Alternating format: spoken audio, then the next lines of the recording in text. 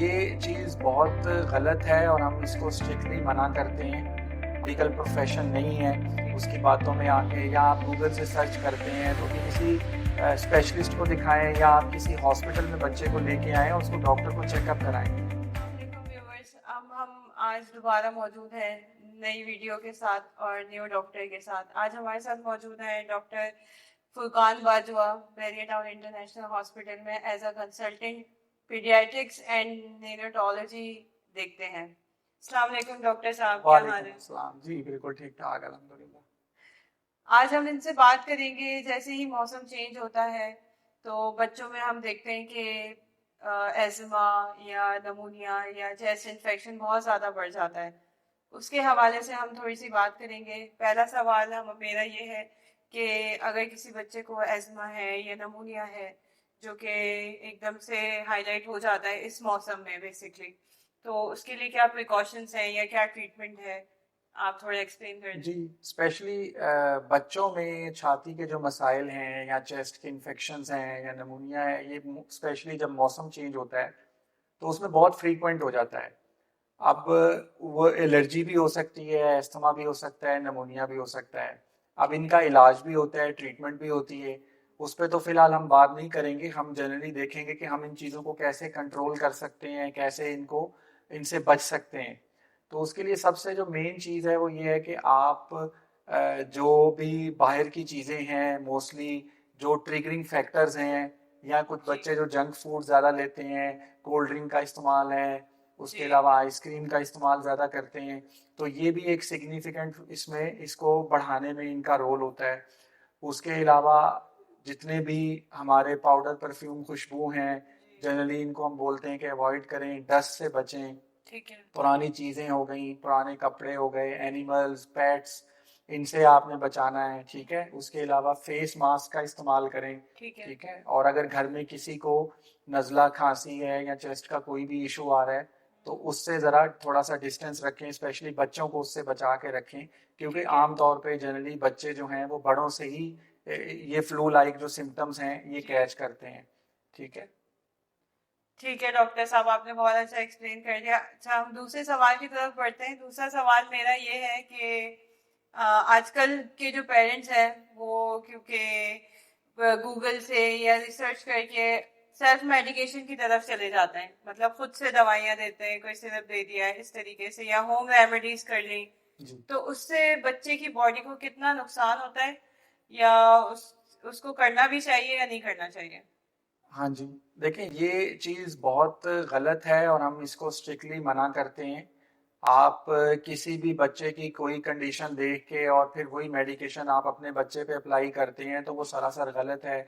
या किसी की कही बातों में आके, जो कि मेडिकल प्रोफेशन नहीं है, ठीक है। उसकी बातों में आके, या आप गूगल से सर्च करते हैं तो इस सूरत हाल में बच्चे की कंडीशन ख़राब होती है और बहुत दफ़ा ऐसे बच्चे जो हैं वो बहुत ज़्यादा बीमार होके या सिक होके हमारे पास हॉस्पिटल में और इमरजेंसी में लैंड करते हैं। सही। आपके बच्चे की कोई भी ऐसी कंडीशन है, इलनेस है, जिसपे आपको या आपको लग रहा है कि बच्चा ठीक नहीं है, तो उसकी बेस्ट जो कंडीशन है या सूरत हाल है वो ये है कि आप उसको किसी स्पेशलिस्ट को दिखाएं, या आप किसी हॉस्पिटल में बच्चे को लेके आएं और उसको डॉक्टर को चेकअप कराएं, ठीक है। सेल्फ मेडिकेशन कभी भी रिकमेंडेड नहीं होती है, इससे बच्चा मजीद बीमार होता है और मजीद खराब हो जाता है।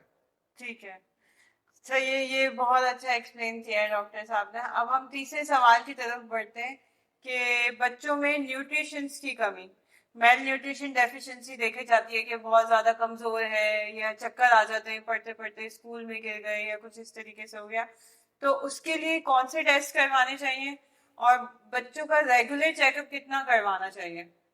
जी, बच्चों में बेसिकली हमारे यहाँ एक तो बहुत ज़्यादा ये चीज़ कॉमन देखी गई है कि सुबह में स्कूल जाने से पहले बच्चों में ब्रेकफास्ट या नाश्ता करने का बिल्कुल भी ट्रेंड नहीं है।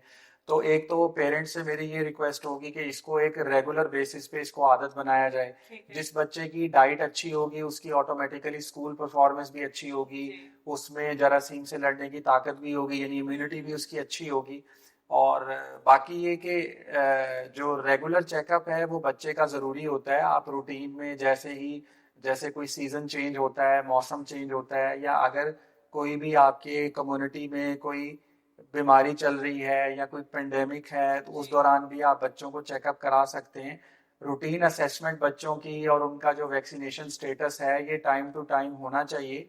और ये बच्चे की एक हेल्दी लिविंग को ये चीज़ इंश्योर करती है। ज़रूरी नहीं है कि बच्चा अगर बीमार है या सिक है तो ही आपने हॉस्पिटल जाना है। आप रूटीन में भी एक रेगुलर जा चेकअप के सकते हैं। लिए बिल्कुल आ सकते हैं।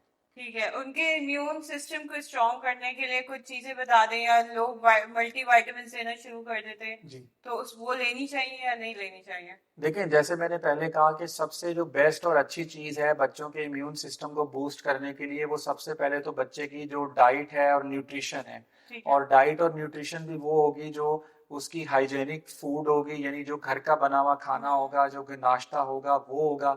उससे पहले अगर हम बात करें एक न्यू बॉर्न में, तो उसके लिए मदर फीड से अच्छी कोई चीज़ नहीं है। वो एक बेस्ट आपका डाइट भी है और इम्यूनिटी बूस्टर भी है। ठीक है। उसके बाद अगर हम बात करते हैं तो उसमें बच्चों का जो ईपीआई का, हमारा जो पीडियाट्रिक एसोसिएशन का वैक्सीन का स्केजुअल है, वो बहुत ज़रूरी है।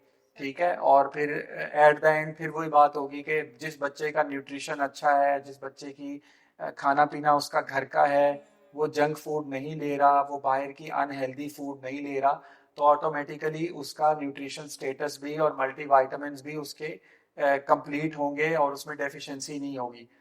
बाज़ औक़ात अगर किसी बच्चे में किसी किस्म की कोई भी मल्टीविटामिन की डेफिशिएंसी है, तो वो उसको एक पीडियाट्रिशियन जो है वो असेस करेगा। असेस करने के बाद वो डिसाइड करेगा कि उसको कोई सप्लीमेंट या मल्टीविटामिन देना है या नहीं देना। और अगर ज़रूरत होगी उस सिलसिले में तो उसके कुछ लैब टेस्ट भी करा लिए जाएंगे ठीक उस है। चीज़ को मज़ीद कंफर्म करने के लिए।